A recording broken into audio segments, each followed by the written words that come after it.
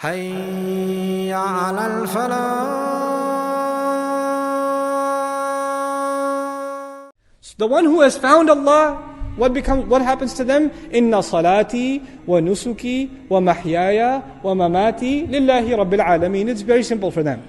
The one who has really found Allah, their salah is for Allah, their sacrifices for Allah, their life and their death is now for Allah. The way they live, the way they eat, the way they sleep, what they want to do with their life, their long-term goals, their short-term goals, what are they going to do with their kids, why are they getting an education, where are they going to work, everything is now for Allah, that is their goal.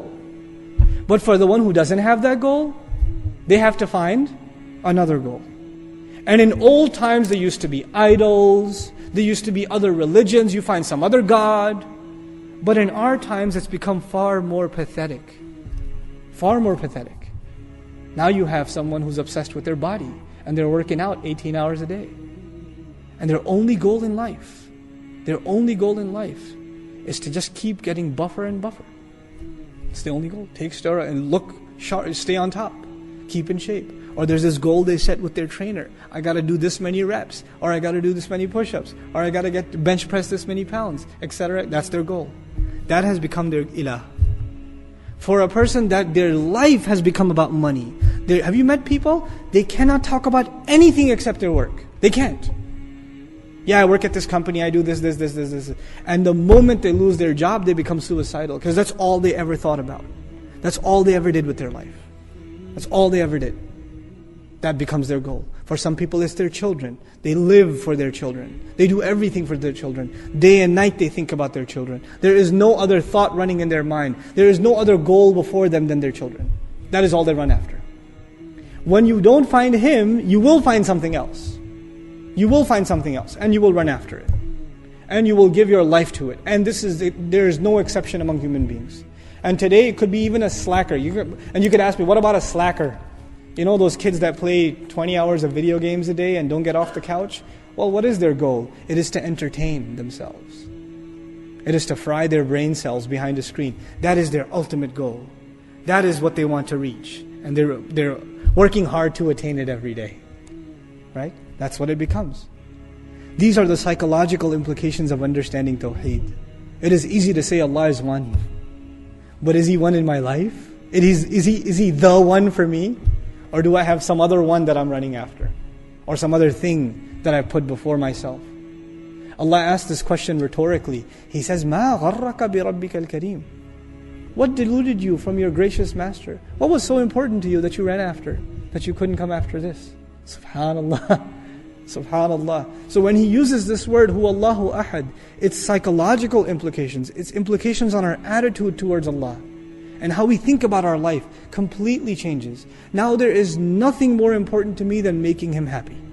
Nothing more important to me than Him being pleased with me. Nothing more important to me than He forgiving me. Nothing more important to me that He would talk to me on the Day of Judgment telling me that I'm successful. He will look towards me. I will not be from the ones He turns away from. وَلَا يُكَلِّمُهُمُ اللَّهُ يَوْمَ الْقِيَامَةِ. Allah will not talk to them on the Day of Judgment. May Allah not make us from those people. These are some of the psychological implications of just internalizing ahad. Ahad. Just that word. What Allah is saying, this is who Allah is. This is what He's supposed to do. And I want to conclude because it's time for salah with the following. We're going to first look at a basic definition of as-samad. As-samad ay al-kafi. As-samad is the one who is enough. الَّذِي يَرْجِعُونَ إِلَيْهِ إِذَا احْتَاجُوهُ. The one who they return to whenever they have a need of Him. هُوَ الَّذِي يَكْفِيهِمْ. He is the one who is enough for them.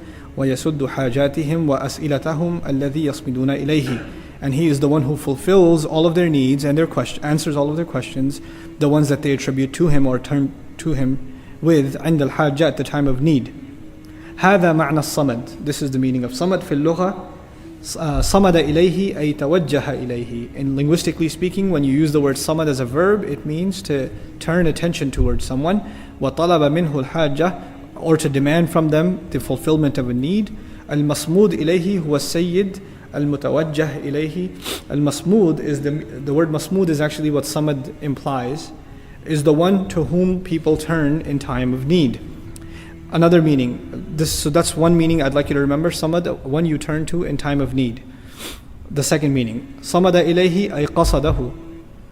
The second verbal meaning is when you make someone your goal, that you aspire to reach them, or you aspire to please them, or you aspire to attain them, etc., etc. When you attribute someone as your goal, they become a samad. So Allah is saying that He is the one we turn to in need, and He's also calling Himself the ultimate goal. He is the goal of what we do. And of course, this is one of the reasons this is called Suratul Ikhlas, because sincerity, ikhlas, is when we do things and the goal of it is always Allah Azza wa Jal. So that's included in the meaning of as-samad. وَالصَّمَدْ أَيْضًا الْغَنِي الَّذِي لَيْسَ فَوْقَهُ أَحَدٌ. One of the meanings of samad also is the one who is not in need of anyone else, and no one can overpower them or be above them in status or in any attribute. الَّذِي لَا عَيْبَ فِيهِ, the one who has no blemishes or no faults in him. من الرجال الذي ليس فوقه أحد. It's used also in Arabic literature. It's used for a person also, the one who cannot be overcome, meaning can't be overcome in battle. You can't outdo them in business or in their leadership or in their eloquence. Then they're also called a fixture, a samad. Okay, so this is from a linguistic point of view. Additionally, Mufassirun comment, as-samad implies azimul jalala. That's one thing, that he's incredible and great in terms of his glory. Ad-Da'im al-Khalid, he's the everlasting. Al-Maqsood li Qada' al-Hajat, we talked about that, the one who is turned to fulfill needs. This is important now. Shay'un samad. The word samad is used as an adjective also. Something that is samad. Musmat la jawfa fihi, or jawfa lahu. It is referred to as something that is solid with no holes or emptiness inside. Something that is through and through pure one thing, like a pure brick of gold could be samad, or a boulder with no possibility of any air or water getting in could also be called, an attribute of it could be samad, meaning something absolute and concrete without any flaw, right? That's one of the meanings. One of the interesting commentaries by Al-Biqa'i rahimahullah in his tafsir Nazm al-Durar fi tanasub al-ayati was-suwar, commenting on the previous surah. Which was the previous surah? Surah Lahab. Surah Lahab talked about a person who thinks he needs no one. Everybody needs him because he was the treasurer. Who are we talking about? Abu Lahab. And Allah is, even after he's done with, now you should know, the only one that is actually as-samad is Allah Azza wa Jal. So there's this contrast. Well, now that his filthy, self-absorbed concept, because he was self-absorbed. His ilah was himself. He worshipped himself. He didn't even worship any other religion. And you have to remember what he said when the messenger invited him to the religion. There's one time he cursed the messenger himself. We reminded ourselves, تَبًّا لَكَ أَلِهَذَا جَمَعْتَنَا. May you be cursed, may you be destroyed. Did you gather us for this? But this other time he cursed the religion. And when he cursed the religion, what was his criticism? تَبًّا لِهَذَا الدِّينِ أَنْ أَكُونَ سَوَاء لِهَؤُلَاء. I will become equal to these people? You want me to accept that religion where I will have an equal because he thinks he has no equal? Now Allah is teaching us the only one who has no equal is He. He's the only one absolute, and He's the only one that is ahad. Assalamu alaikum wa rahmatullah. If you enjoyed this video, please do share it with friends and family. If you want to see more videos from this series, click on the box at the top. If you want to see other videos, click on the box at the bottom. And don't forget to hit the subscribe button. Thanks.